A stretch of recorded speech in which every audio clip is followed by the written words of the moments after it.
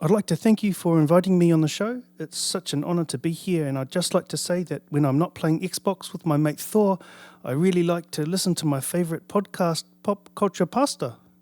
Hey, Doug! Doug! Oh, that's right, Doug's dead. Pop Culture Pastor. So, there are two kinds of people in the world, Cody. Okay. I've narrowed this down to a very pop culture centric divider. They're the people who can disconnect reality enough from their pop culture intake to be able to still watch and enjoy the Cosby Show. And there are the people who the joy is gone. They can't watch the Cosby Show at all anymore and disconnect it from the actions of Bill Cosby. That's the dividing line. I think that's pretty definitive. Okay.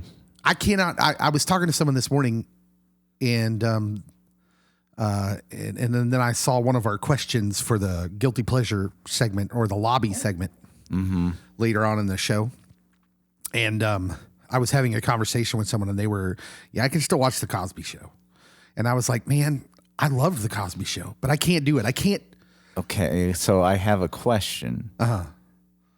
Can you still listen to I Believe I Can Fly? Or Ignition? Some things, I mean, because the short answer is no, because I wouldn't listen to that anyways anymore. There was a time in my life where I might have. Can I sing I Believe I Can Fly? Yes. But listen, I'm not saying it's rational. But here's the thing. I think it has something to do with this. Did I trust R. Kelly before I liked his music? No. We trusted Bill Cosby. Yeah. He was Dr. Huxtable. We trusted him. He was Ghost Dad. And I don't know that it's about what he did so much as that how far he fell, right? In our minds. And so I think that's like part of the disconnect. I can't do it. And I loved the Cosby Show. And I don't judge anyone that still loves to watch it. Like, for some reason, my brain can't disconnect it. Can you watch A Different World? Oh, yeah. Dwayne Wayne, he's my homie. Because, again, produced by and created by one William Cosby. The Cos. Well, thanks a lot.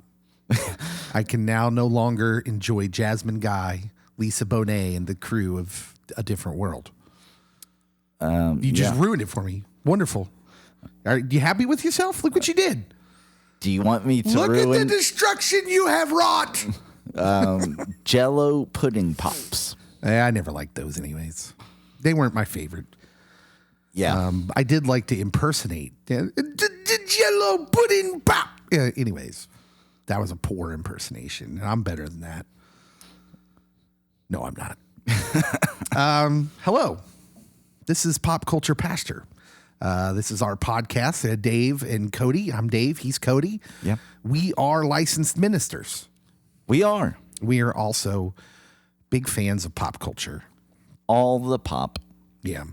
And so that's what we do. This podcast is about us talking about pop culture, and soon to have a booth at a Comic-Con near you, hopefully, where we can just kind of like share life with you and love on you guys and give you free things. We're all about giving. That's true.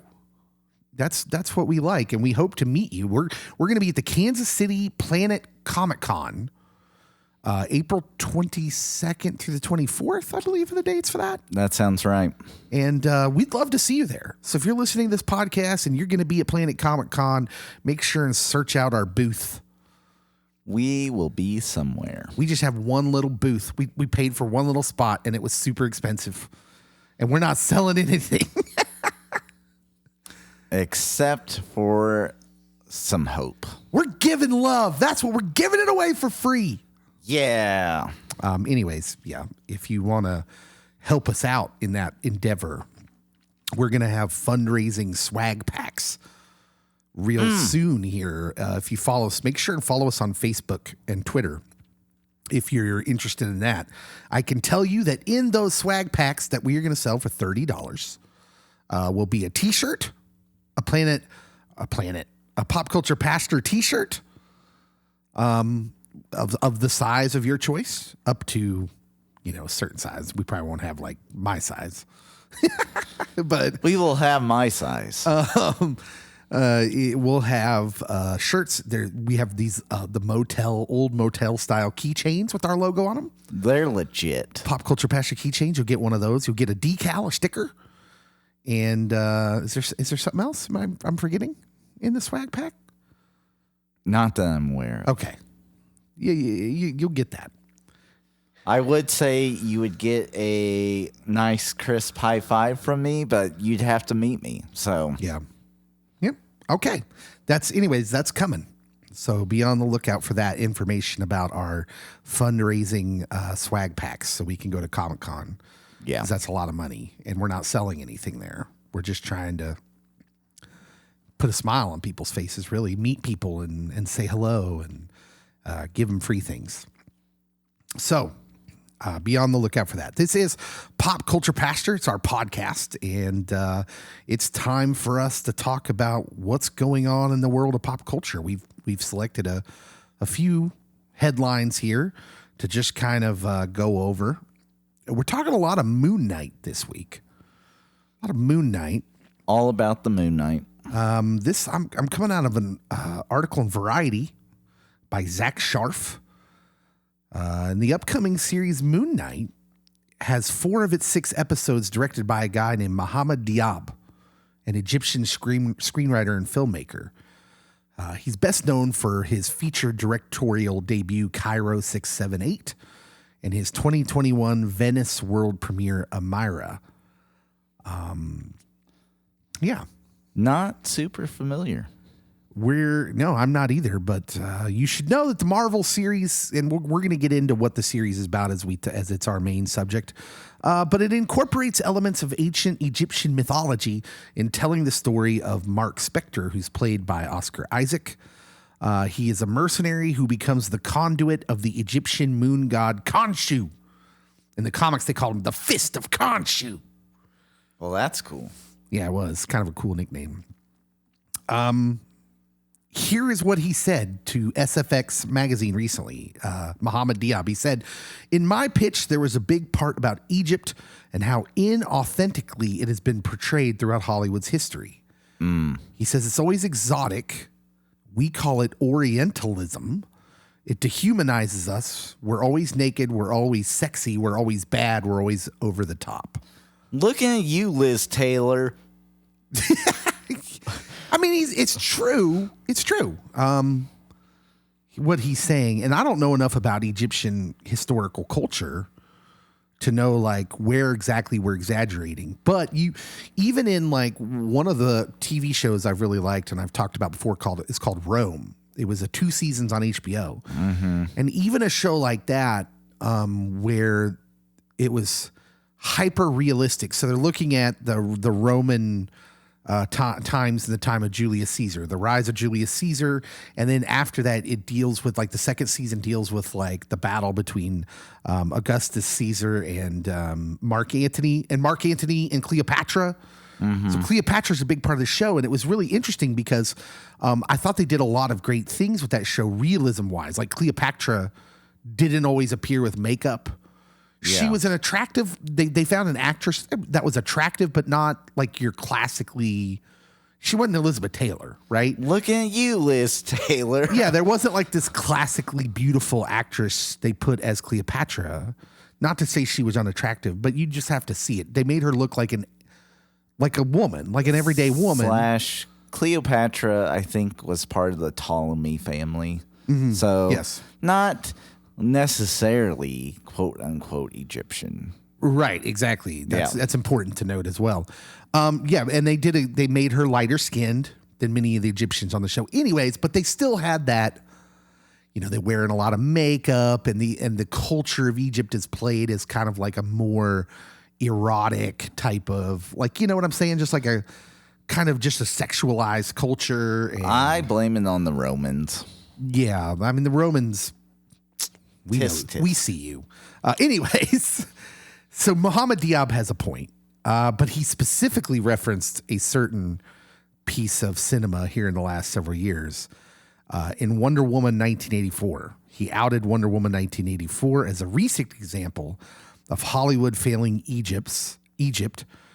Patty Jenkins directed movie. Apparently it ignited backlash upon release in December 2020 due to a storyline set in Egypt that many viewers accused of indulging in racist stereotypes. So Diab says this. He says, you never see Cairo. You always see Jordan shot for Cairo, Morocco shot for Cairo, sometimes Spain shot for Cairo. And this really angers us. I remember seeing Wonder Woman 1984, and there was a big sequence in Egypt, and it was a disgrace. You had a sheik that doesn't make any sense to us. They don't have sheiks in Egypt, apparently. That's not an Egypt thing. No. That doesn't make any sense to us, he says. He says Egypt looked like a country from the Middle Ages. It looked like the desert. Ouch. In having watched Wonder Woman 84, I can concur. Like, when they put the year in the title, so it's not like you can be like, well, it took place in the past. Yeah, like, I felt Egypt was in the Dark Ages. Yeah, Egypt's pretty, it's pretty forward civilization. It's a first world country. Yeah. Wouldn't we say that? Yeah. I mean, it's not, we don't think of that often because we think of it as not a westernized civilization, but they have cities, urban environments. Yeah. Now, if you're just strictly around the pyramids, there's a lot of desert, but it's out in the desert. But shockingly, you can see major highways in a city close to the Great Pyramids. Like, if you look at History Channel documentaries recently, and Nat Geo, I mean, literally, oh, look, there's cars, there's civilization. It's not just this, oh, we're all riding on camels everywhere, and that we look like we came out from the Ottoman Empire. If I know anything about Egypt, and many viewings of Brendan Fraser's The Mummy says I do, then no, I'm just kidding. That was probably Mohammed Diab probably doesn't like that either. Although I'm pretty sure The Mummy takes place back in the early 1900s, isn't it? It's a period piece, I think. But it's shown quite similarly in that, it's kind of backwards. He said there's definitely room to play in Moon Knight, but to keep it, his idea was to keep it as authentic as possible, but while being in the realm of being fantastical. Diab added he said that about representing Egypt with respect and accuracy. He said even in the original comic books, they did a great job of researching and trying to make Egypt authentic, which doesn't surprise me about Marvel. Marvel Comics has always been on the forward-thinking edge when it comes to society, I think. That's where they're ahead of DC in many ways. Okay. We talked a little bit about this in the last pod where we said, yes, Superman, like Captain America and Superman, like Captain America is meant to be like a conservative kind of stand-in for conservative America. But the Man of Steel, Superman, is not. He's just a Boy Scout, but he's never really political. DC kind of stays away from that in its history. As one does. I will say that, that I think that this potentially has some great room to make the movie and pop culture references for Egypt to go miles ahead where it's at. I think frequently we focus on the time of the pharaohs and we focus on maybe minuscule aspects that could be true within certain dynasties, but not all. And it would be like someone who was not born in America coming up and being like, everyone is like this, and pointing to Kim Kardashian. We all don't act like the Kardashians. Are we not? So Kardashians? I mean, I think that we're going to get a lot better. Okay. Yeah. There's obviously, so I'm never a big fan of when we take this too far. Okay, so like, there was an interview this week from, was it Andrew Garfield? Somebody said something along the lines of, if we only let actors play themselves, we're going to kill the acting profession. It was Garfield. It was Andrew Garfield. Okay. And I thought that was very intuitive, a very intelligent thing to say. And I think we go too far as like only letting someone with this condition play someone with this condition. Or, you know what I'm saying? Like the whole point of acting is to act. Because he did say in regards to the LGBTQ community that it helps heterosexual men or actresses relate, show empathy towards that community. Right. And so he then went on to say that you also will limit what acting, quote unquote, is. Yeah.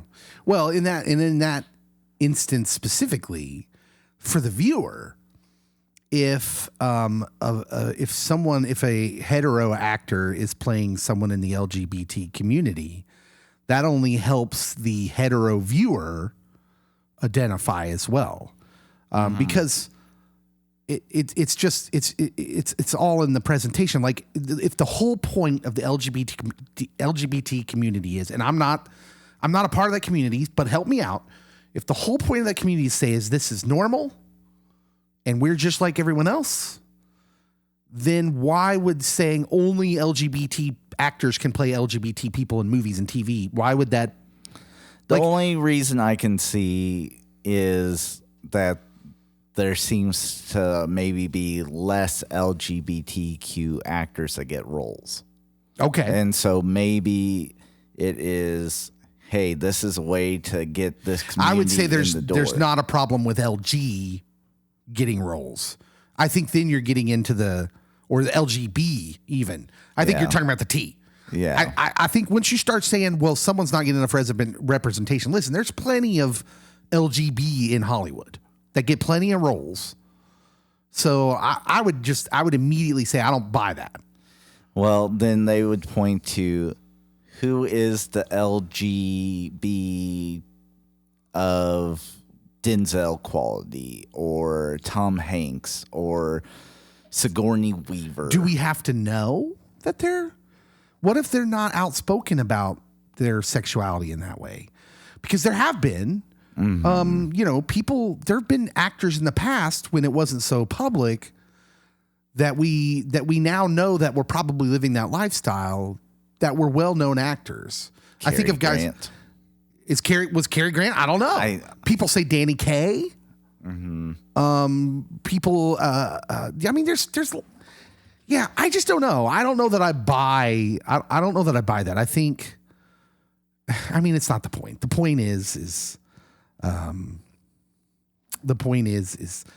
don't understand why any actor couldn't play anything if they were a good actor, and if your whole thing you're saying is that.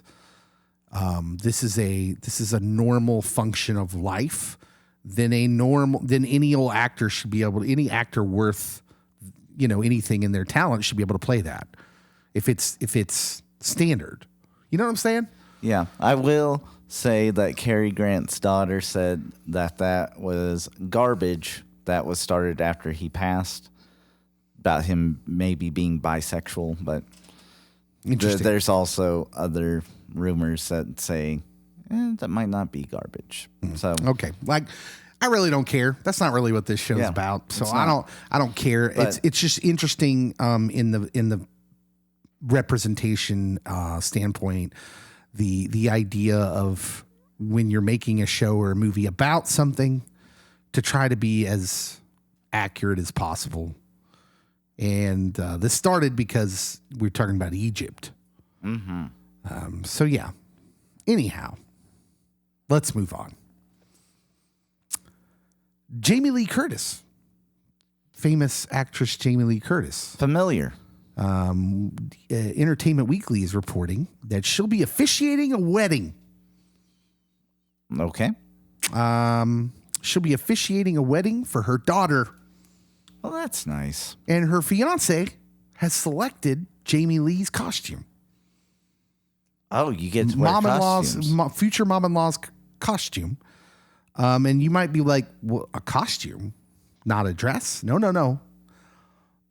She's going to be dressed as a World of Warcraft character, Jaina Proudmoore. Wow. Yeah.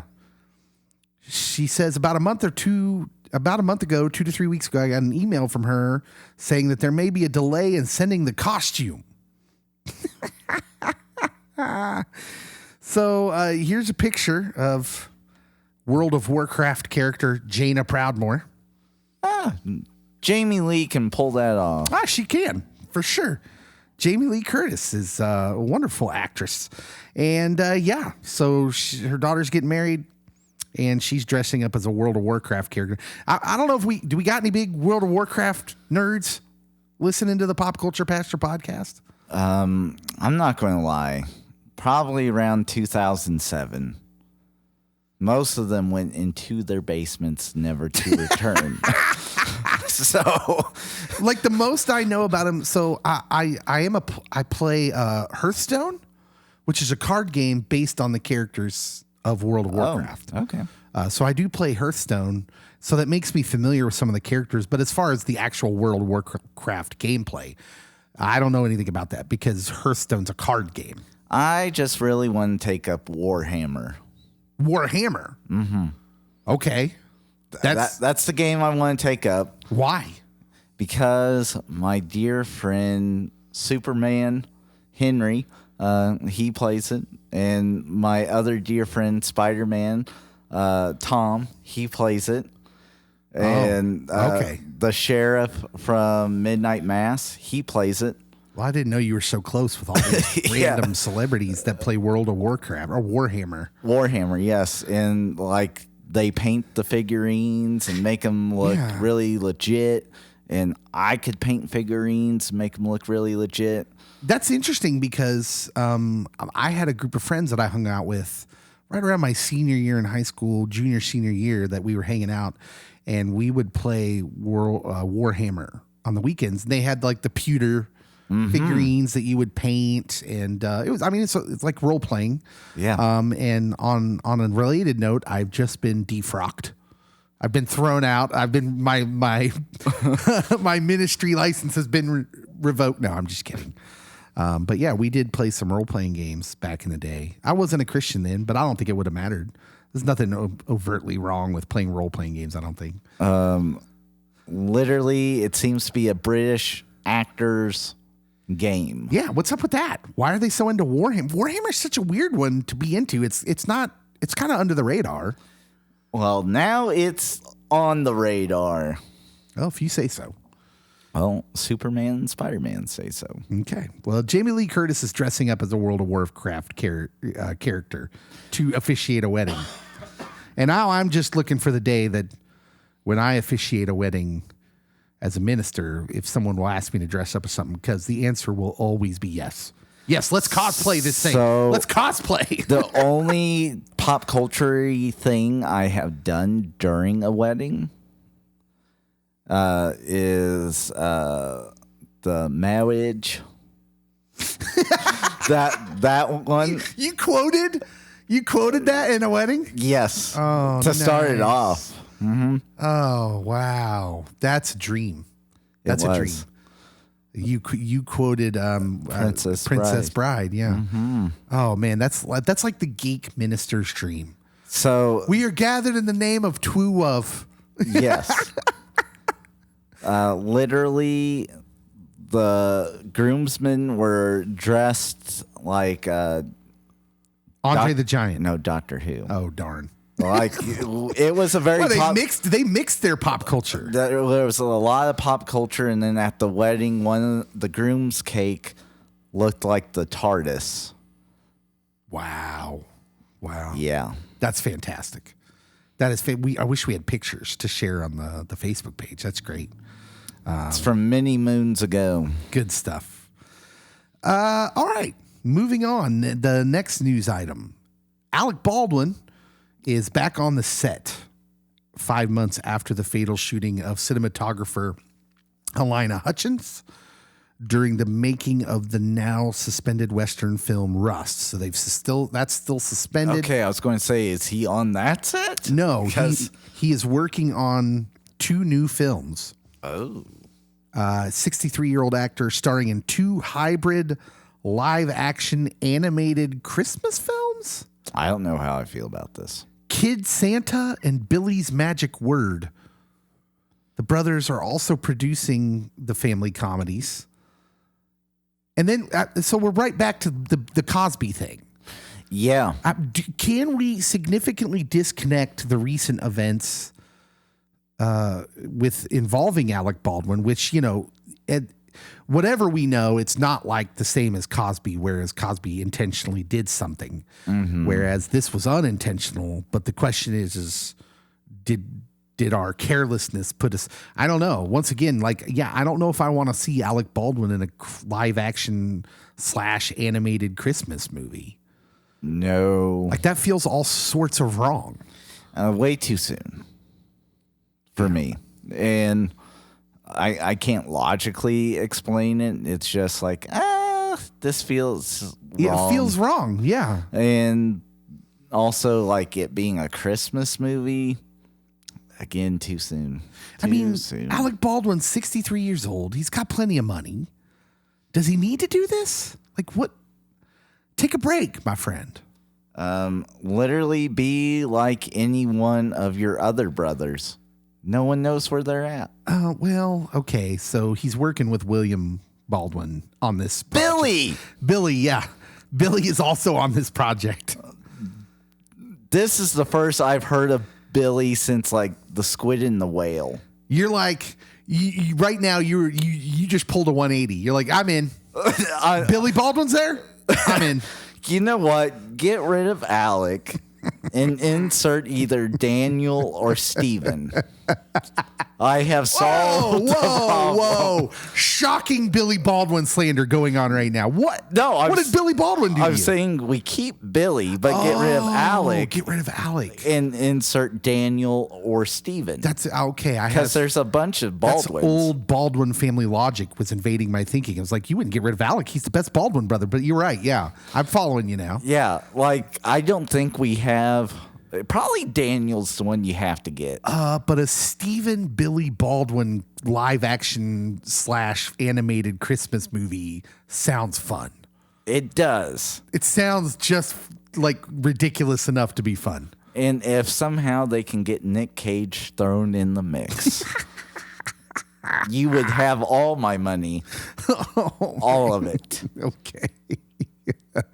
All right. Wow. That's the news for this week. No one expected Billy Baldwin and the rest of the Baldwins to be mentioned. Yeah, you definitely didn't think we were saying it's a good idea for a Billy Stephen Baldwin Christmas live action / animated project. Nobody saw that coming. No one.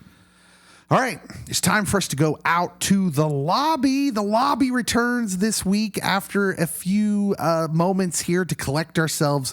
We're going to go out to the lobby to answer your questions. Coming up next, we'll be right back. Welcome to the lobby.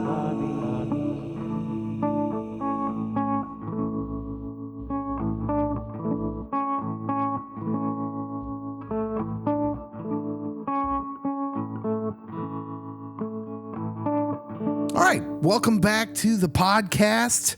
Pop Culture Pastorage time. We are out in the lobby, and the lobby is the place where not only do we get popcorn and drinks and nachos, preferably, we also answer your questions, you listener questions in the lobby. We post it on our social media. You can ask us anything you want.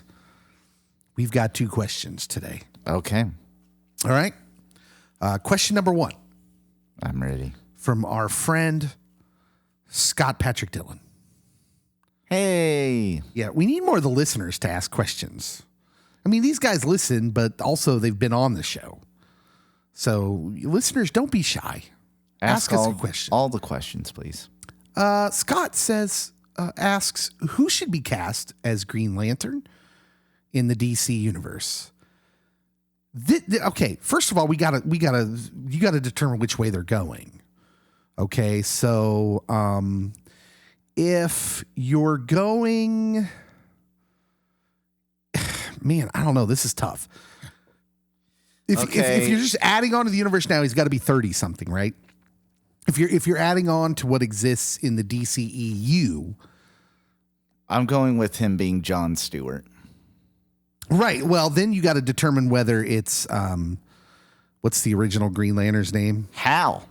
Yeah, Hal Jordan. You got to determine whether you're going with Hal Jordan or Jon Stewart. That also is relevant. So because they're different ancestry. Mm-hmm. So Jon Stewart is the black man and Hal is white. So, but they're probably roughly the same age. They're around the same age. So you're talking about the same age of actor. Let's start with Jon Stewart because they're not going to want to use Hal probably in the DCEU. No, not this early. Because the Ryan Reynolds Green Lantern film flopped so hard. Yeah. So let's assume they go with Jon Stewart. I already got mine. Oh, go ahead, man. John David Washington. And okay. And so what's he been in? Okay, so he was in Malcolm and Marie, Tenet. He was a guy. Yeah, he was in Tenet. All right. And he was also in The Black Klansman. Okay. And I can see that. So it's Denzel Washington's son. And he... How old is he, though? He seems a bit young for me. He's 37. Is he really? Man, how do these people look so young? Because Denzel Washington's son probably has a healthcare regime. That's regimen. Regime. It's a regimen. Anyway, so that's what I'm going to go with is it may say regime on whatever you're looking at. It's not even on that here. That doesn't even make sense. It's not even on here. It's a regimen. It's a healthcare regimen. Regime. Okay. We'll come back to that another time. Let's table that discussion. He was evidently in Inception as well. That makes sense since he's a Nolan guy.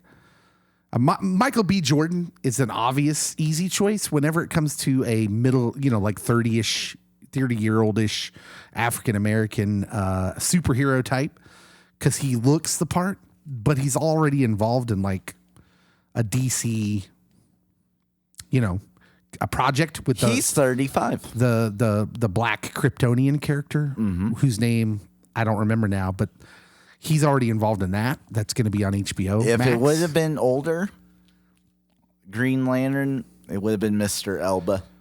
Yeah, well, that's too old.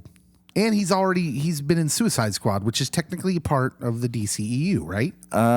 People play multiple characters within these universes. Marvel's done it. No. Yes. No. What? Name Eternals. Cersei. There we go. Who was she otherwise? Captain Marvel. She was in it. Oh, yeah, a bit part. She's barely in Captain Marvel. Some people would say it counts, and I'm naming it and claiming it. Okay, but he's too old anyways. Let me tell you who you're missing. Okay. If you're going to go with a Jon Stewart and a kind of youngerish looking one, I'm going to go John Boyega. Oh, that would be a good one. I think he's a guy who will in the future is going to carry movies. I think he's that good. Except he has the stain of Star Wars on his hands. Yeah, that's not his fault though. It's not his fault that was a disaster. Looking at you, J.J. Abrams and Liz Taylor. Liz Taylor? What? I mean, can we at least throw Kathleen Kennedy under that bus too?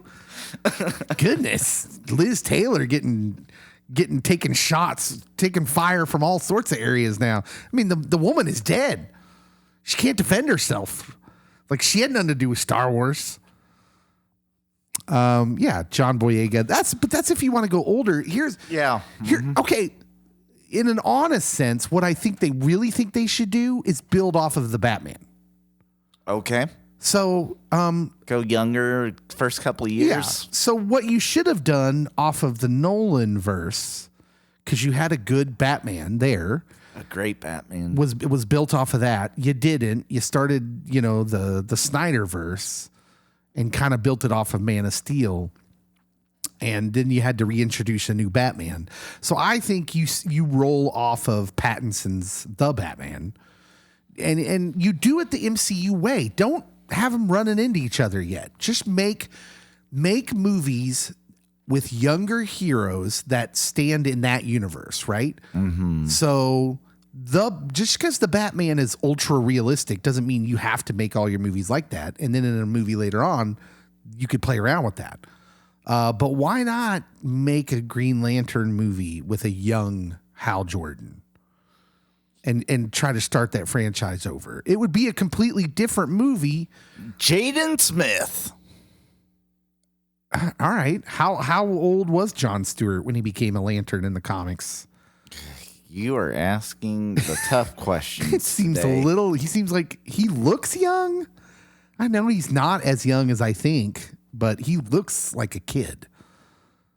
I'm not opposed to the idea. Just play out of that universe is what I think they should do.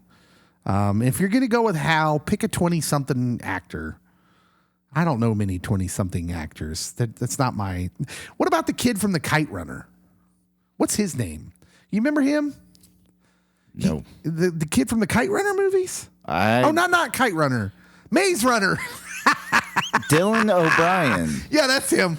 Kite Runner is a completely different story. I was like, I don't remember what that guy's name was.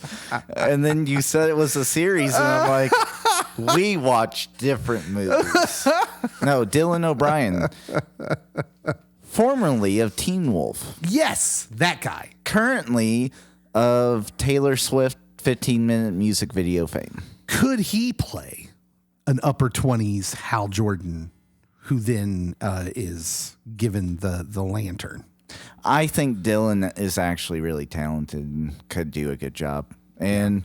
Or he has his chops in kind of the supernatural stuff. So. I really like the idea of Green Lantern of a Hal Jordan being an everyman too, not being like Henry Cavill is hulked up, man.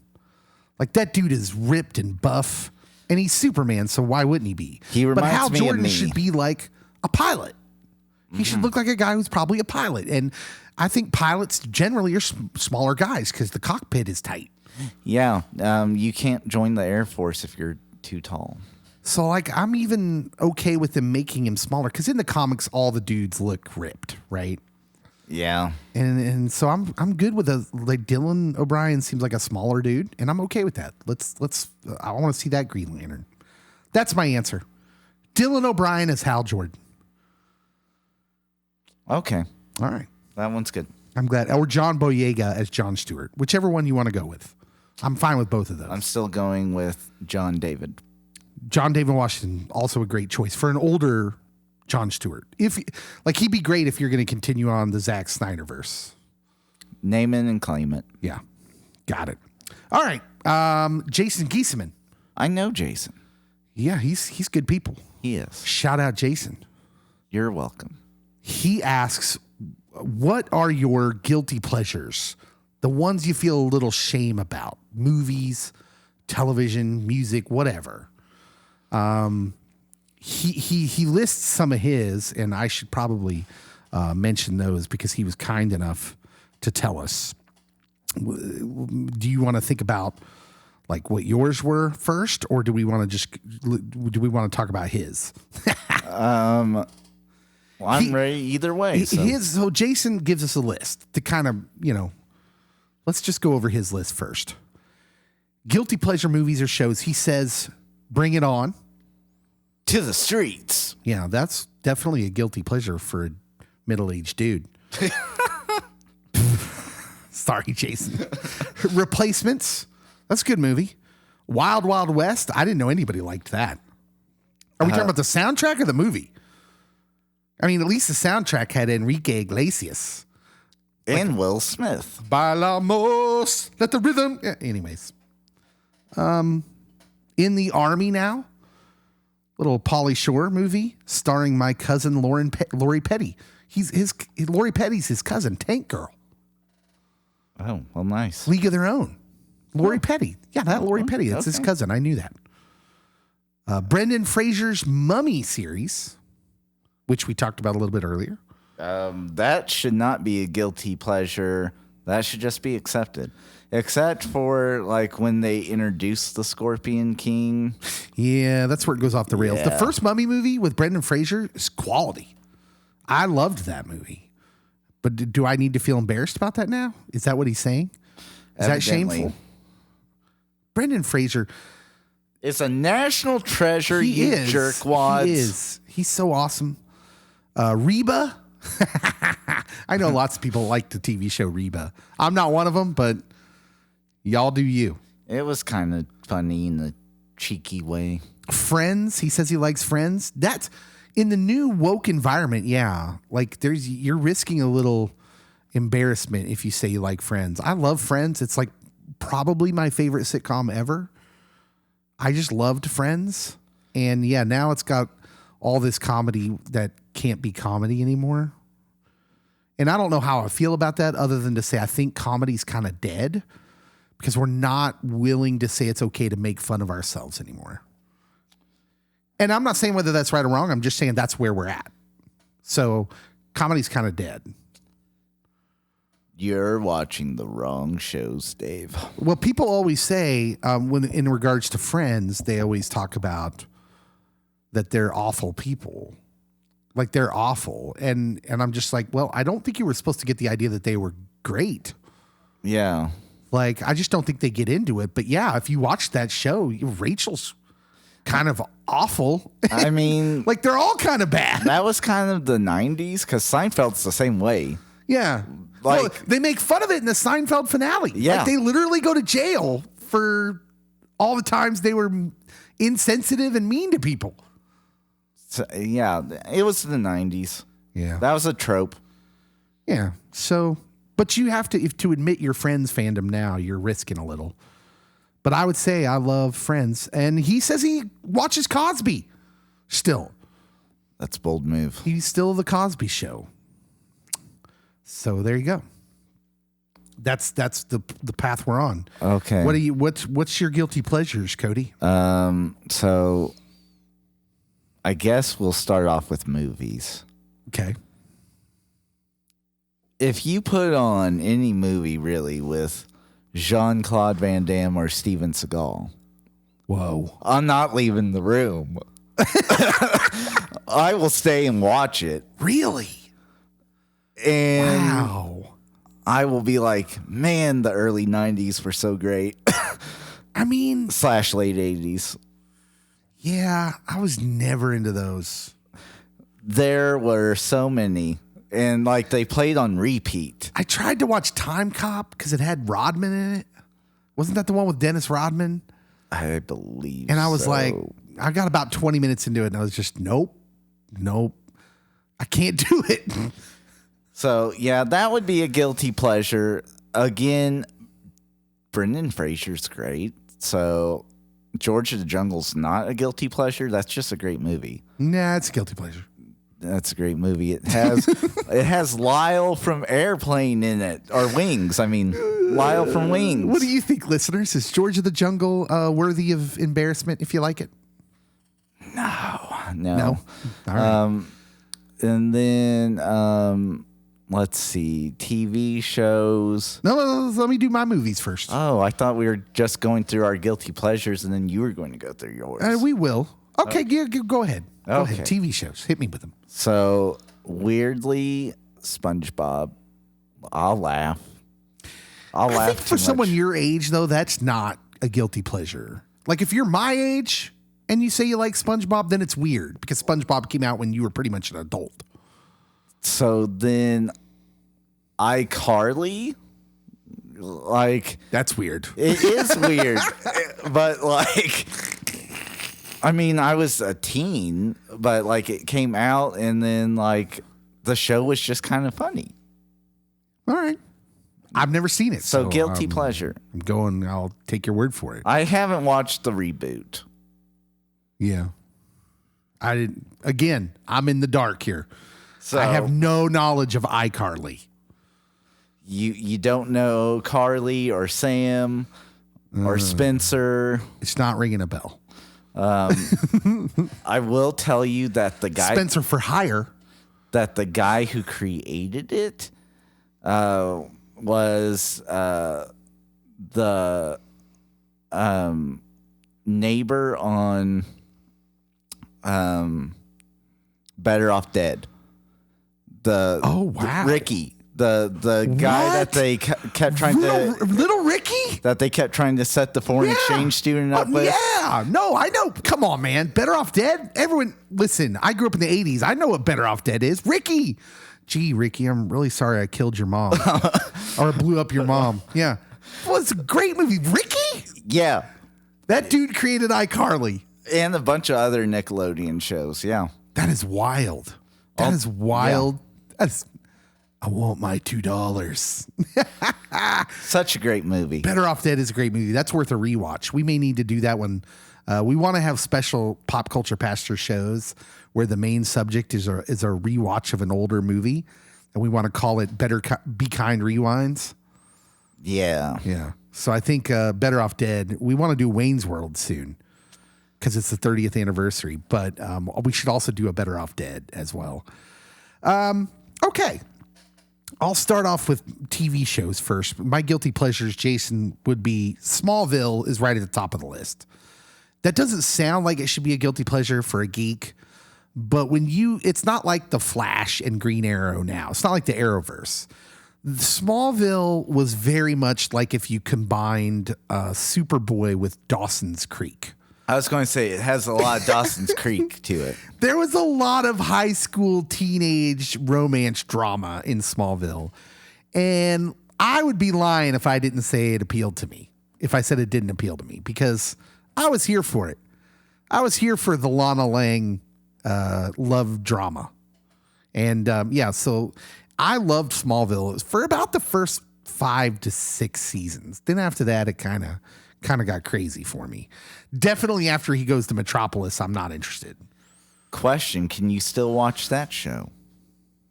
Can you still watch Smallville? Yes. Why? Because that one lady from Smallville was luring other women into... Oh, yeah. She was in a sex cult. Yeah. Oh, yeah. I can still watch that. Totally can disconnect that. But why would you want to disconnect it? It just makes it more interesting. Okay. I was just wondering. Because now I am going to mention every wrongdoing of anybody on these shows. Yeah, and seriously, I have rewatched a little Smallville here and there, and it's weird. It's weird whenever she's on screen. Chloe, got found guilty of, I can't even begin to explain. I don't even understand what that was. Like, that's so far outside the norm. That I'm just like, I don't even know what that was, but it must not have been good. Yeah. But yeah, it's distracting to say the least because she's like a high school kid. She's playing a high school girl who has the hots for Clark in that show. And yeah, it's hard to disassociate that too. I also liked Friday Night Lights. Okay. Friday Night Lights was a great show that I loved, and it was very high schoolish too. For some reason, I liked the high school dramas. I'm here for that. Teen Wolf. No, not that. I used to be. I'm not anymore. Like, I don't have much interest anymore. But Friday Night Lights, when it came out, it's a really good show. Character driven, lots of characters. Michael B. Jordan actually shows up on that show, gets his first big break there, I think. But about Dillon, Texas, and the Dillon High School football team, with maybe the best coach in a show in media of all time, Eric. What was his name? Eric. I'm just terrible. I can't remember anything anymore. I did not watch the Friday Night Lights TV show. Eric Taylor. And there's a great meme out there that says Eric Taylor's the best coach ever put to any story, and he's heartfelt, he's smart, he's intelligent, he's in the moment, and then it's at the bottom it says always does what Buddy Garrity tells him to do. Who is like this loud, boisterous, idiotic car dealership owner who is a booster. He's a high school football booster. In the state of Texas, that's a thing. But, Yeah, you only understand that if you know Texas football. But I will argue Ted Lasso's the best coach. Well, this was pre-Ted Lasso. Well, I'm arguing, so. I don't understand why you got to get so combative. Do we need to have like a counseling session here? Therapeutic session? No, we're good. I mean, geez, any like disrespect sort of aimed Ted Lasso's way, and you like jump into his defense. Someone needs to. Okay. Friday Night Lights was a guilty pleasure for me, I think, because it was just very high schoolish, but I was here for it. As far as movies go, the one that I always think of first was a Tom Hanks movie. And The Burbs? It is The Burbs. The Burbs was not popular. Oh, see, It was a failure of a movie, really, like in the box office. I feel it has gained a cult following. For sure. After the fact, it has gained a cult following. The Burbs it has an interesting story because it came out just after Tom Hanks is nominated for his first Oscar for Big. Oscar. And until then, Hanks is a comedic actor only. He was only in comedies. But in the late 80s, he starts to climb to be in that, the Tom Hanks we know. But then The Burbs comes out, and it's like this absurdist comedy. And the funny thing about that is Tom Hanks doesn't like this movie because it's happening as he's blowing up, but it's like a return to what he was. And I don't think he wanted people to see that anymore. It wasn't good for his career, but The Burbs is amazing. So funny. Rick Dukeman as the neighbor. Rick Dukeman was also like one of the drunk guys in Groundhog Day. Yeah. Comedic actor. He's passed away. Doggone it. I really liked Rick Dukeman.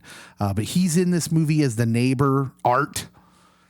This movie's it's so smart in its comedy. Like the movie opens with Art sneaking around someone's backyard to try and shoot this big crow that was like eating stuff in someone's garden or something. And there's a gunshot, like in The Burbs. Imagine hearing a gunshot, and Tom Hanks' character's reaction is, Art's got a gun. And it's not the gun. It's not the gunfire. It's Art has a gun. So it tells you everything you need to know about the character of Art before anything's expounded. That he's like, oh, he's got a gun. This is dangerous.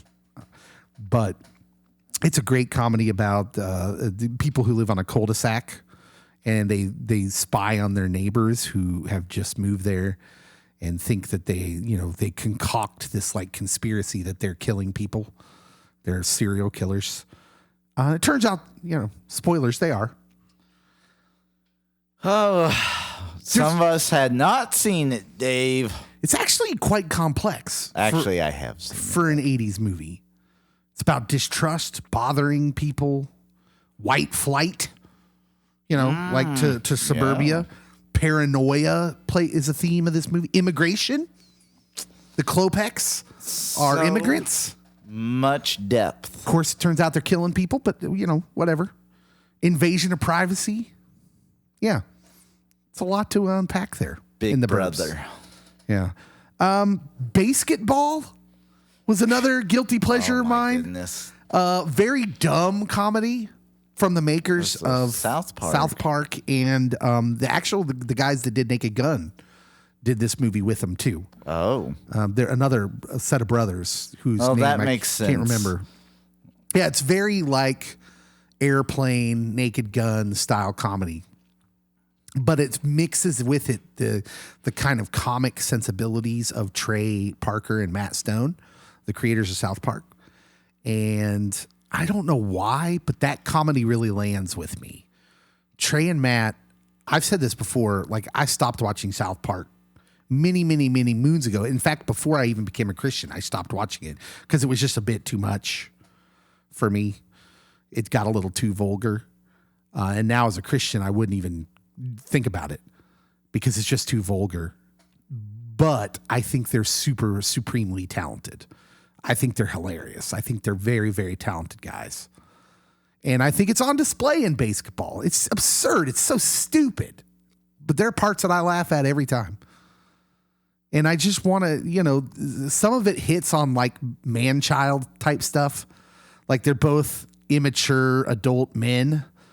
And yet they concoct a game that's based around hitting free throws while your opponent tries to quote unquote psych you out by saying stupid things while you're shooting. Like, so I still to this day, when someone's trying to concentrate, will walk up to him and be like, Steve Perry, and I should have been gone. Like it's just absurdist comedy, and it's hilarious in my opinion. And I know there's going to be a lot of people that disagree with me, but I love basketball. And finally, as a Christian, all right, as a minister, this is a guilty pleasure. But The Big Lebowski has so many bad words. Oh, I so thought much you were cursing. going to say God's not dead.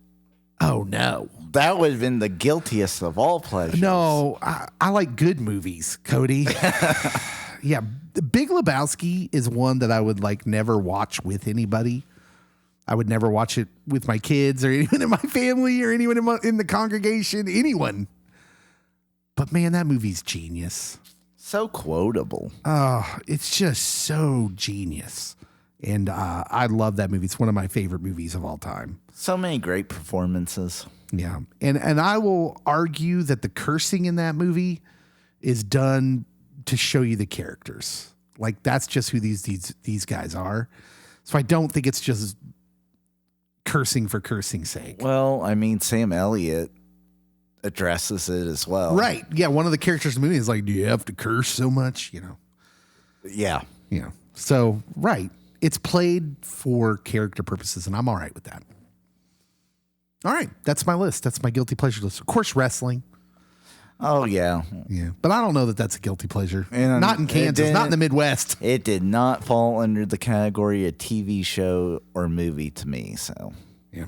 All right. That's the lobby for this week. Make sure and be following our social media on Facebook and Twitter when we post the posts for the lobby. And to ask us anything, you can comment or reply to the post depending on what social media service you're on, and hit us up with any question you want. We will answer anything within the bounds of reason. Don't get carried away. All right, coming up next, we'll get to our main subject. We'll be right back.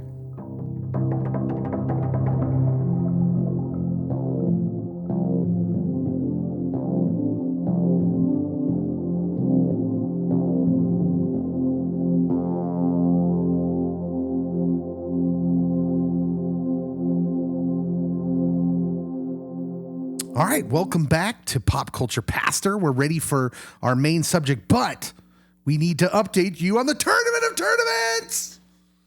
yeah. You didn't get as excited as I did on that. I was really trying to build the excitement. I was thinking, do I sing here? Do I dance? You can't hear me dance, so I'll just go, yeah. Little enthusiasm. Okay, we're down. We were trying to get down to our final four here. We put the polls out there, and you have spoken. The listeners have spoken, and they have spoken decisively. The closest matchup was 20 votes apart. Oh, this doesn't bear well for one of my picks, I feel. Okay. It was Spider-Man No Way Home advancing to the Final Four over Captain America Winter Soldier, 59-39. That was the closest one. You fascist. Oh, you know what? I was wrong. There is one closer. Oh. That's within 16 votes. Okay. Spider-Man No Way Home, recency bias? Yes. I think it's closer than that. Captain America Winter Soldier is a great movie. Recency bias with a mixing of the feels, because you got like all the Spider-Men. Yeah. And it's like redemption for Garfield and Maguire. I mean, we got no love for the return of Bucky. No. Yeah, so Spider-Man No Way Home advances to the Final Four. This is where I think it's going to get really interesting now, because it will be going up against Avengers Endgame. Avengers Endgame 61, Thor Ragnarok 28. Cody is not in agreement with you, listeners. Ragnarok is easily, hands down, besides Winter Soldier, the best Marvel movie out. Wow. A solo movie for sure, hands down. I don't even want to hear it. I don't want to hear it. Ragnarok, it is what I feel a comic book movie should be most of the time. Something fun, something lighthearted. Even with the serious moments, there's just this good blending. And you chose Endgame. Like, I feel Infinity War was actually better than Endgame. Yeah, we talked about this. Endgame's the culmination of a lot of events, so it carries a lot of weight. But as far as cinema, no, get out of here. Go home. Yep, I agree. I think Infinity War is probably the superior portion of that. But Endgame had the conclusion. Yeah. And sometimes we like the conclusion of a story. Endgame had more powerful moments, but you're right. As a whole, as a cinematic construction, I think Infinity War is better than Endgame. But it's already out. Was already out. And now we've got Avengers Endgame and Spider-Man No Way Home. I don't like the Marvel side of the bracket. Battling it out for the best comic book movie of all time. The DC independent side of the bracket, it was The Dark Knight over Superman the movie, 71-7. Good. That is good. I think it's hilarious how much you love The Dark Knight. I figured you'd be more upset about the 7 votes that Superman the movie got. There's nostalgia, so I was giving room for 5. The other 2 of you, I don't know what you were thinking, but yeah, The Dark Knight is moving on, and it'll face The Dark Knight Rises. Yes. Now I think that was a dark horse. I did not see The Dark Knight Rises being one of the final 2 DC independent movies, but it's victorious over Men in Black, 50-34. I think that Rises has maybe the best scene directly from a comic book. Okay, with him breaking Bruce Wayne's back. Yeah.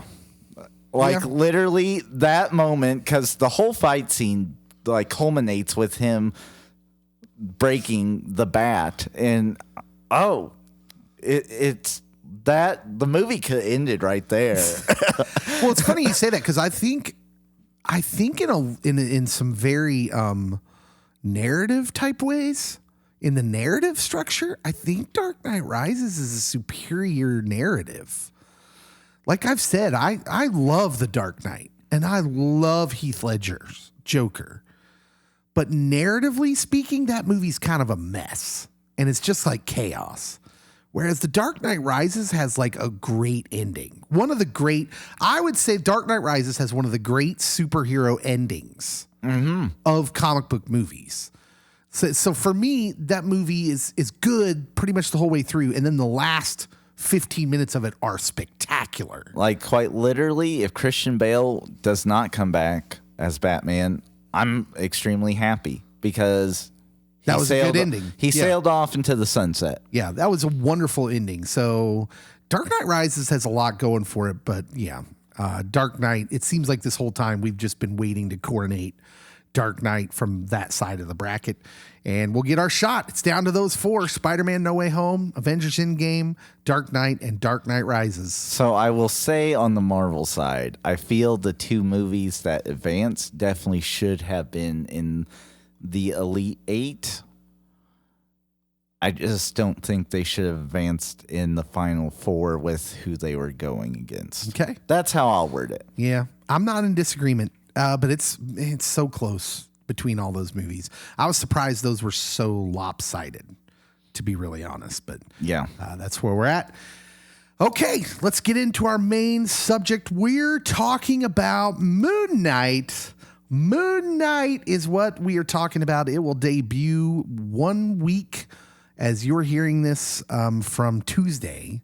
So if you're hearing this on a Friday, March 30th, it comes out March 30th. It comes out this Tuesday on Disney Plus, starring Oscar Isaac as the Moon Knight title character / Mark Spector / a few other identities, as we'll get to here in a moment. We'll talk about his condition. Stephen Grant is another one of his identities. It stars Ethan Hawke as Arthur Harrow, who's assuming is the bad guy from what we've seen in previews. And May Kalamaui. So there you go. Genre is listed as action adventure, psychological horror, superhero. That's quite a mouthful. And that psychological is definitely unique for Disney Plus. Yeah. We'll give you a little primer on it. Moon Knight is a comic book character that appeared in Marvel Comics. His first appearance was in a comic book called Werewolf by Night, which we know Marvel has something in the works for that. That is a character we will be meeting either on Disney Plus or in a movie soon. August 1975, Werewolf by Night number 32. Moon Knight is the son of a rabbi, Mark Spector. Now, it's already gotten a little friction from people who say that they're not really recognizing his Jewishness. They paid a great deal of attention to his mental state. But it's also important to note that Mark Spector is the son of a rabbi. He's Jewish. In the comics, Mark served as a Marine, briefly as a CIA operative, before becoming a mercenary alongside his friend Jean-Paul Ducamp, known as Frenchie. During a job in the Sudan, Spector is appalled when ruthless fellow mercenary Raoul Bushman attacks and kills archaeologist Dr. Al-Ron in front of the man's daughter and colleague. And after fighting him, he gets, somehow in these adventures ends up in a buried tomb of an Egyptian moon god named Khonshu. As one does. As the superhero world does, he's imbued with the powers of the Moon Knight. Now, later on in comics, it's revealed that Moon Knight has dissociative identity disorder, incorrectly referred to as schizophrenia in some of the early stories. Mm-hmm. We now know that to be related. They're related illnesses, but separate. Yeah, very separate. Am I saying that right? You're the mental health expert. Schizophrenia tends to be a lot more disorganized. Okay. And dissociative identity disorder really can overlap with some symptoms, but it doesn't fully correlate with schizophrenia. So in the comics, he's got several identities. Mark Spector is who he really is. He also is one of billionaire businessman Stephen Grant. This is in the comics, by the way. It looks like they're going a different direction in the TV show. He's also taxi cab driver Jake Lockley and a suited consultant that goes by the name of Mr. Knight. And that one definitely is going to appear in the TV show. We've seen pictures. But that is in the comic book, so it remains unclear how they're going to present these alternate identities. In the comic, they manifested during his childhood. Some of these identities, they briefly emerged at other points during his adulthood. It's debated in different stories in the comics whether Spector has genuine DID, dissociative identity disorder, due to childhood trauma, or if his similar symptoms are the result of brain damage caused by his psychic connection to Khonshu. So in the comics, there's some playing around with that. Yeah. Typically, typically within the mental health world, it typically stems from childhood trauma, whether physical, verbal, or sexual. Wow. Okay. And it gradually becomes more well known and pronounced as the older you get. Okay. And so, yeah. It's interesting. We don't know where they're going to go with this in the Disney Plus show, but we do know that Marvel has paid special care with these sorts of things.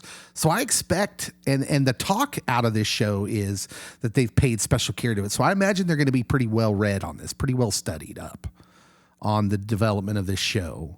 Oscar Isaac has done several interviews. He's done several interviews where he's talked about this, and he's talked about the dissociative identity disorder of Mark Spector. He says, in essence, the audience is going to learn about his disorder alongside the Stephen Grant identity.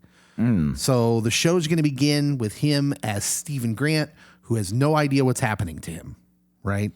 Yeah. But he's going to find out that he's suffering from this condition, and it's not immediately established in the show or in the comics, by the way. So I think there's some, like I said, there was complaints that maybe they're going to ignore his Jewishness in the show, but you should know that in the comics they didn't acknowledge his DID or his Jewishness immediately. That came later. So I think it's fine if you want to develop that story slowly. I mean, you could even, like season 2, he could discover, oh, I'm Jewish, right? Yeah. Like he could come around to that and be like, oh, by the way, because I have several identities, I forgot. But yeah.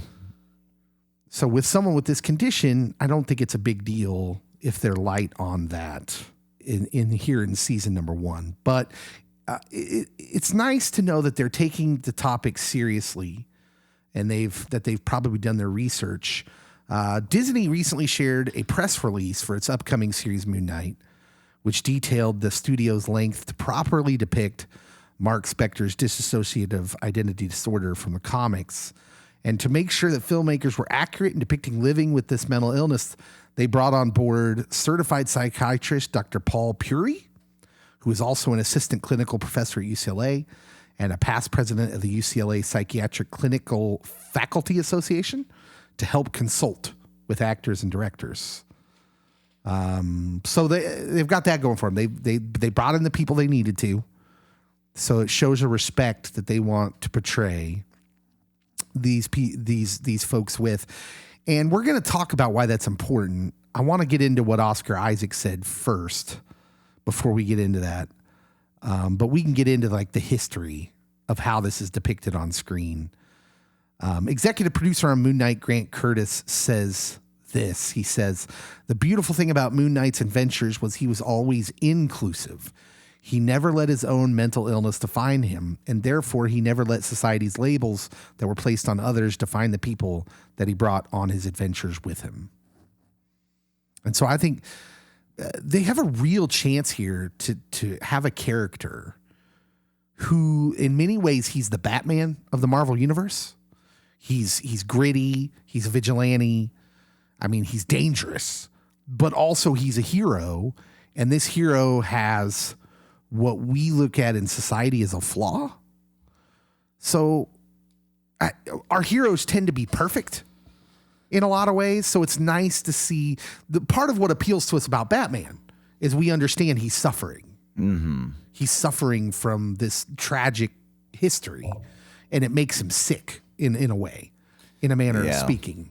And so I think Moon Knight is the Marvel Universe version of like, oh, he's like us because he's broken like us. Mm-hmm. I would say that, like, the way that people describe Batman, there's Bruce Wayne and then there is the Batman. That's two separate personas, and it's almost like DID, but it's not. just because, I mean, we haven't labeled it that within the comics. And so it would be not the best to do so. Although I will say, within the quote that you just read off, that even though he has this condition, he still was inclusive, yada yada. That's not always going to be the case with people with DID. Mm-hmm. It really, so it used to be known as multiple personality disorder. Mm-hmm. Yeah. And so, depending on what personality, what character is at the forefront, because they will complain about people complaining or trying to fight for their headspace and try to move forward. They will, I mean, the characterization of each entity within that person is going to look different. And so you might have a Clint Eastwood, Gran Torino, get off my front lawn type.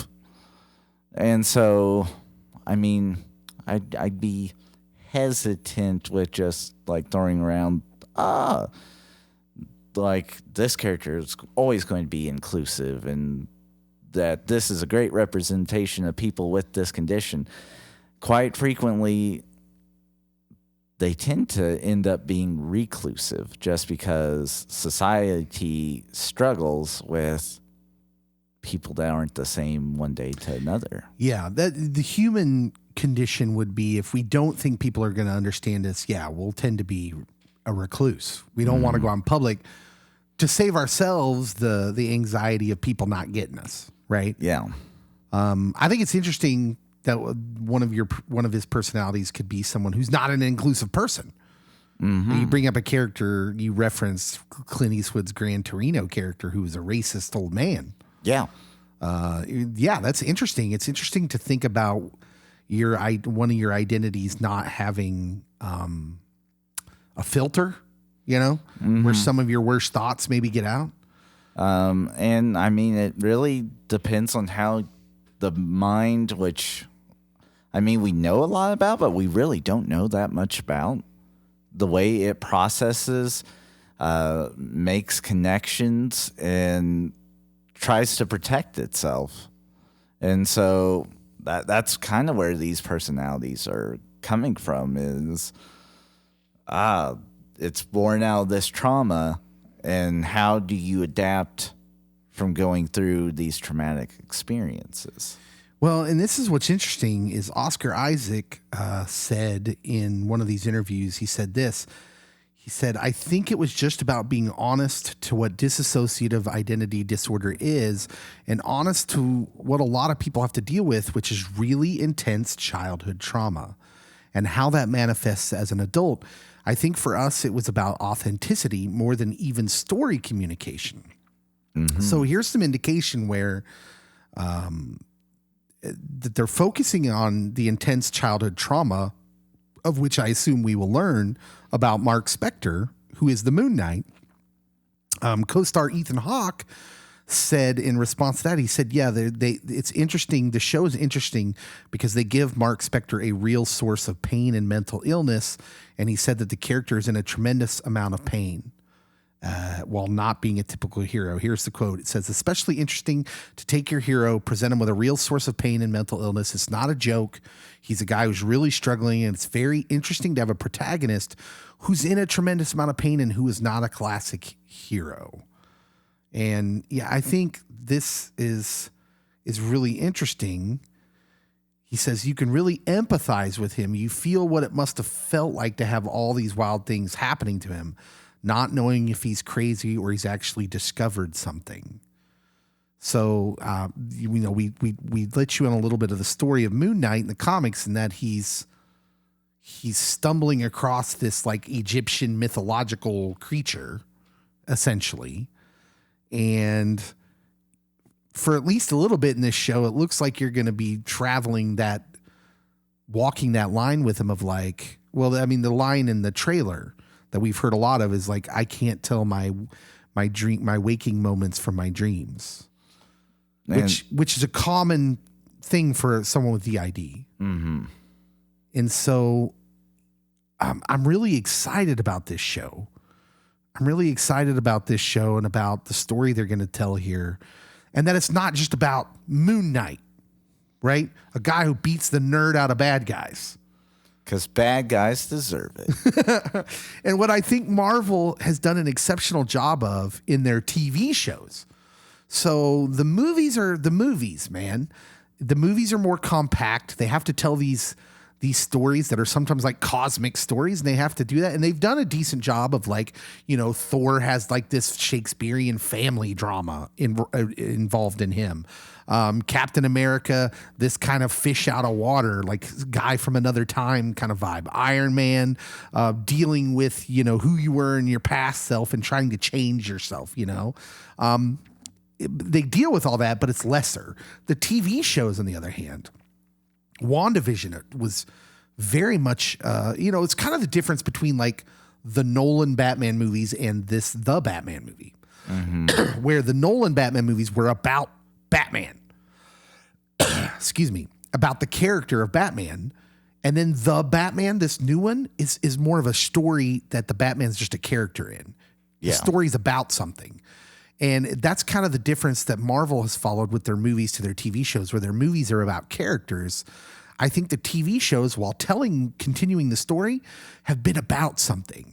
So WandaVision was a story about grief and what it drives us to. Falcon and the Winter Soldier is about how tragic events can lead us to extreme thinking, to these extremes. And there was a lot of equality, a lot of racial stuff in there as well that they threw in with the character of Sam Wilson, and how you represent something so big of an ideal as America when it's never really been realized. And you've been the guy on the bottom, right? Mm-hmm. Sam Wilson's an African American. He's like, oh, I got to be Captain America. How am I going to do that? It's an ideal we've never really reached. And I know that firsthand. You know, so that, like, that show dealt with a lot of that. And then Loki, which deals with, do I have to be who I've always been, or can I change? Can I be something different?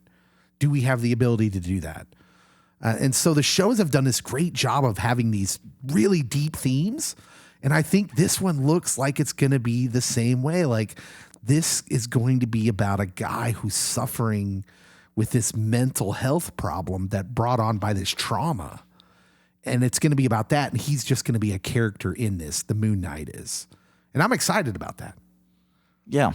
I think that this TV show has potential to be very groundbreaking for not only mental health and the comic book genre, but it could be one of the best Marvel shows out there. Oscar Isaac said, our job was to put a lens on the things that we found the most interesting or that had the most dramatic juice, while taking the mental health aspect about it incredibly seriously. I really wanted to do a character study, a point of view experience, so you're not sitting back and just watching the story unfold. You're within the eyes of Steven and experiencing this thing that's happening to him, and it's quite terrifying. I think, by the way, there's been hints of this about how good a dude Oscar Isaac is, but hearing some of the things he's saying and playing this part may prove that. Oscar Isaac seems like a great dude. Spectre's dissociative identity disorder in the comics isn't really explored until a certain writer comes along by the name of Max Bemis, who is himself diagnosed with bipolar disorder. He suffered from bipolar disorder, and as is typical for DID, it's caused by traumatic events during childhood, acting as a way to distance or detach someone from trauma. So the same thing happens to Mark Spector as a child in the comics. We've heard the actors in this say that will be referenced. It will be part of some childhood trauma. Apparently in the comics, he's almost killed by someone he trusted dearly as a child. He's almost killed as a child. He's in some event and someone in the comics turns out to be like a family friend is not a good dude. He's a monster. Wilson Fisk. Yeah. Yeah, we just saw that basically in the Daredevil show play out with Maya's character, who's Wilson Fisk is a father figure to her after her father dies, and she finds out that he's not a good dude. So we're going to see a full dose, with what looks like we're going to see a full dose of Mark Spector's mental illness when Moon Knight premieres on March 30th next week. And I'm looking forward to this. I cannot wait because Hollywood doesn't have a great track record. No. With mental health. In particular, this diagnosis doesn't have a great track record either. Yeah. The first thing I thought of was not this diagnosis. I thought of shows like Forrest Gump, but that's more of a deficit. Like he has a deficit in his brain, something. A learning disability or an intellectual disability, but. And it's played for nobility, like he's noble. Mm-hmm. And I mean, it's usually there's some comorbidities with some of the learning and intellectual disabilities that mental health diagnoses go hand in hand with them. Yeah. Let's talk about the M. Night Shyamalan movie Split. Split. I actually really enjoyed that movie, although I did a lot as well. of people did not. I will say this. I didn't know when I saw Split that came out in whenever it came out. I didn't know a lot about dissociative identity disorder. I still don't, even though I worked with people who had this disorder. But I gotta say, I didn't know much about the disorder itself, rather than just how to deal with it in the moment with people. So I learned how to love people and to try and help them, but I didn't really understand much about the disorder, if I'm being honest. Yeah, and Split came out in 2017. And I think that in parts it does a really good job of explaining dissociative identity disorder, but the complaints are not about those parts. Yeah. So Split's writer and director, M. Night Shyamalan, he professed to having a fascination with DID, which he labeled as formerly known as split personality or multiple personality disorder, frequently mislabeled as schizophrenia, which is an entirely different condition. Yeah. Which I also didn't know. Like, I worked in some of these fields, but I wasn't a PhD. I wasn't a therapist. Yeah. I worked with people. And so I will admit I didn't have a full understanding of this. DID is relatively rare in real life. About 2% of the world. That doesn't seem rare, but I guess it is. Well, statistically, it would be an outlier because it's less than 5%. But that would mean 2 out of every 100 people you know are dealing with it. That seems like roughly, a lot. But again, many movies in genres have used this as a dramatic driver or a gotcha twist, right? Like, you know, I don't want to spoil it for anyone, but Fight Club, you know, like the movies use it as like this dramatic plot twist. Secret Window, although they don't say it, they imply it. Alfred Hitchcock used it a lot because he used it with that, and he used it with Psycho, which is ostensibly based on real life serial killer Ed Gein. But essentially, Psycho is a murder mystery with a DID twist. He began to think and speak for Mother to give her half his life, so to speak. And at times he could be both personalities, carry on conversations. At other times, the mother half took over completely. That's a line from the movie itself of Psycho, which is a horror masterpiece. But as a portrayal of real life mental health condition, it's kind of nonsensical. Just as, like, you know, autism's not usually played well in the movies either. No. It usually in the movies when you see autism, it's like this really rare autism where it gives you hyper what's the word for a prodigy? Like, You are a savant. Auteur, a savant. Yes. Rain Man. So Rain Man, you get the really rare autistic thing where they're a savant.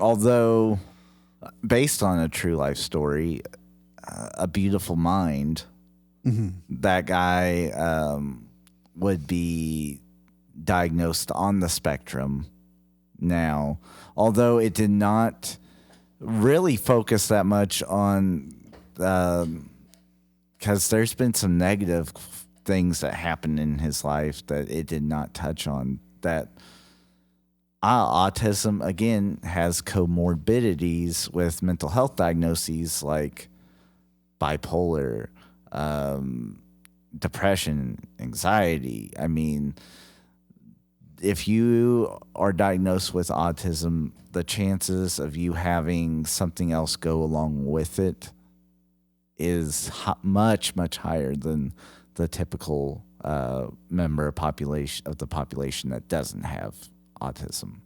Yeah. Psycho and Split did not come up with the idea of using it for fear, though. That concept's actually much older. Robert Louis Stevenson, in his 1886 novel, The Strange Case of Dr. Jekyll and Mr. Hyde. Oh, yeah. Is a literary classic that is, in essence, a study of an extreme case of dissociative identity disorder. A respectable Victorian gentleman and a beast of a monster residing in the same body. Stevenson, for what it's worth, denied any real-life inspirations for the story. But it's essentially what it's about. If we go back to Split, M. Night Shyamalan's parents were both doctors. He clearly did some studying for Split. It wasn't all grabbed for dramatic effect. He gets the name right for a start. He roots Kevin, who in the movie's disorder in childhood trauma, which is often the trigger for DID. He also includes Kevin's psychiatrist in the narrative, although she's too interested in how Kevin's condition could, quote, unlock the potential of the brain. Remember, there's that whole subplot going on in the movie Split, to check if he's hurting people, in particular young women. But DID can actually change the chemistry of the human body, she believes, which doesn't bode well when one of Kevin's personality believes he has supernatural powers, which is kind of the conceit of the whole movie. So the movies such as Split, Dr. Simone Reinders says that they can be extremely damaging. A neuroscientist is what she is. She studied DID at King's College in London. They make it seem as if patients with DID are extremely violent and prone to doing bad things, which you would say is not true. No. Yeah. So another psychotherapist, Elizabeth Howell, points out that less than 1% of the population that has dissociative identity disorder has spent over 6 months in jail. So, I mean, it's a minuscule amount that is committing heinous acts of crime, but whenever we see it in pop culture, it tends to be, these people are violent killers, that they block out their killings by going back to the personality and name that they were born with, not the personality or name or multiple names, especially in the case of Split, that formed after the trauma, in which that portrayal of this diagnosis, although very rare that you get that many, but you have to have at least two personalities. Yeah, Split. What they're saying is that it's Split continues the fascination for Hollywood to play it as a scary thing. That this will lead, one of the identities will be like a bloodthirsty killer of some sort, a serial killer, and Split kind of continued that. And I think what I'm looking forward to out of Moon Knight is the idea that one of the characters is heroic and is going to do that. And then, you know, what's the worst we see from Moon Knight? That one of the characters, the worst thing about it is they just don't know what's going on. They're thrust into a CIA operative type of world when they're just a regular person. Yeah, and that is not uncommon for the personalities within individuals that have DID, that they are confused when they're in the lead role, I guess, if you will. And that even so, for the person that the main identity of who you were born as and who you grew up as, even times they talk about being able to see what the other personalities are doing, but not have any control over what is happening. And so it's a very unique condition in those regards. And at times I feel Split did a decent job explaining that. And for me, I really didn't view it as, I guess, a dissociative identity disorder movie. Like, I was more viewing it as, this is a way for them to, like, normalize superheroes and supervillains. Right. It was used as a tool for that. That there's just some, Which they let on with a post-credit scene, by the way. If you haven't seen Split, the post-credit scene really hammers that home that, like, oh, by the way, this is in a fantastical world, right? yeah. Yeah. And so I feel that if Split was in a vacuum off by itself, the complaints might not happen with the movie, or wouldn't be as loud. But with Hollywood's history, and then the villain of the movie being or having that diagnosis, it then resounds too loudly of past Hollywood tropes, I guess. Yeah. So here's what is looking good about the Moon Knight thing. So we've talked about these movies. Hollywood has a history of portraying this as an evil thing, right? It almost always makes the character evil, untrustworthy. In Fight Club, it makes him imbalanced and dangerous. It's a bad thing. Whereas in this movie, but it's always like a story happening, and then that's not the focus of the story. It's just a story indicator to make someone do bad things, right? Or make them dangerous. Whereas this is a story about this guy with this condition, right? So again, you have the focus just shifting just a little bit, where we can actually sympathize for this guy, and maybe it makes him go over the top. You know, we've seen in the commercials him mercilessly punching some creature in the face. Yeah. But it's meant to be, I think, a story about Mark Spector, sufferer of dissociative identity disorder, but also imbued with the power of Khonshu. Yeah. And that's not going to help matters. That's actually going to make that's going to make things worse for Steven, that persona, or the other personas that aren't Mark Spector. And I'm not even, I think even Marvel, who has a good track record, Marvel Comics, of being pretty forward thinking, they didn't always handle this well, because this is played for laughs a lot in the old comics. In fact, there's been a comic, a comic page that's been being shared on social media of an old Moon Knight story where he's interacting with Spider-Man. And Spider-Man says, Mark. And he's like, nope. And then he says, Steven? ? And he says, he just left.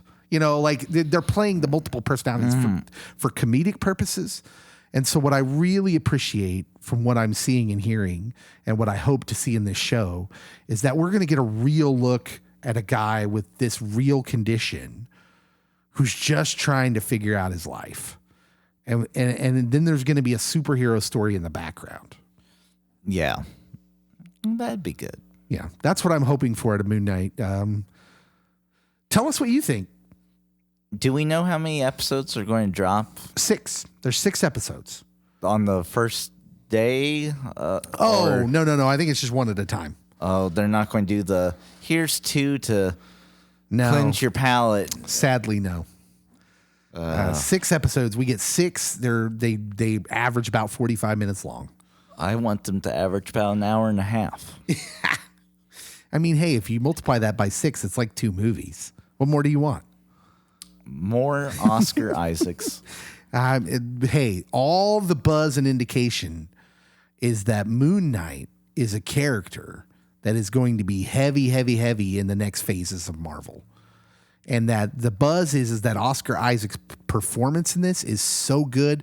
They're comparing him to RDJ, the Robert Downey Jr., and want to make him a linchpin, which I think is fantastic because I'm like you. I love Oscar Isaac. Well, right now, the linchpin is Benedict Cumberbatch, according to Kevin.